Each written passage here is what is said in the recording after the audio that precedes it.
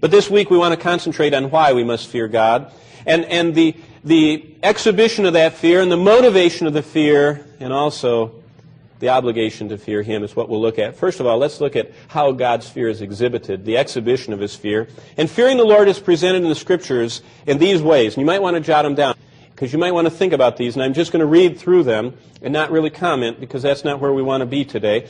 But I want to see with you why we must fear God. We want to see what the exhibition of His fear is. And fearing the Lord is presented in the Scripture as, number one, giving us purifying power. That's the text where we're at. The fear of the Lord is exhibited as purifying power. We should fear God. Why? If we want to be pure.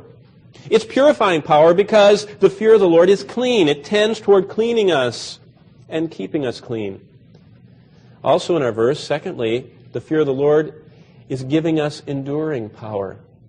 You know, people want to last. I mean, people run and they eat and they do all these things and they put sunscreen on and they want to do to make their life last longer. Hey, right here.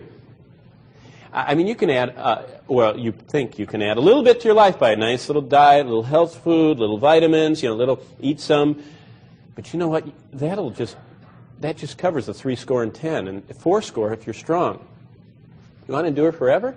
Fear of the Lord. I mean, that's better than health food. That's eternal food. It is His enduring power. It helps us to last forever. Thirdly, Psalm 111, verse 10 tells us that fearing the Lord is presented in Scripture as giving us motivating power. What do you mean by that? It motivates us. It says the fear of the Lord, verse 10 of Psalm 111, is the beginning of wisdom. He gives a good understanding to all those who do His commandments. His praise endures forever. The fear of the Lord is motivating us to a life awaiting His well done. It's very motivating. I mean, if I fear God, if I know I'm going to stand all alone in front of the judgment seat of Christ, it motivates me to how I want to live. And I hope it motivates you. It's very motivating. It also gives us a separating power. Proverbs 8 and verse 13 says this, to fear the Lord is to hate evil. I mean, to hate it. I mean, if you hate something, you don't want to be around it. You want to avoid it at all costs. If you fear God, you will hate evil, and it will cause you to separate from evil. Now, Paul explains that. He says it doesn't mean stay away from evil people, because those are the ones that we were once a part of and we want to lead to Christ. Otherwise, we'd have to go out of the world. He says what we separate from are people that say they're Christians and that live like the devil. But we avoid evil. We avoid the places where God is not honored, as we'll see in a little while. Because we fear Him, our inclination is to turn away from evil. Also, fifthly, the fear of the Lord is presented in the Scriptures as giving us invigorating power. Listen to Proverbs 14:27.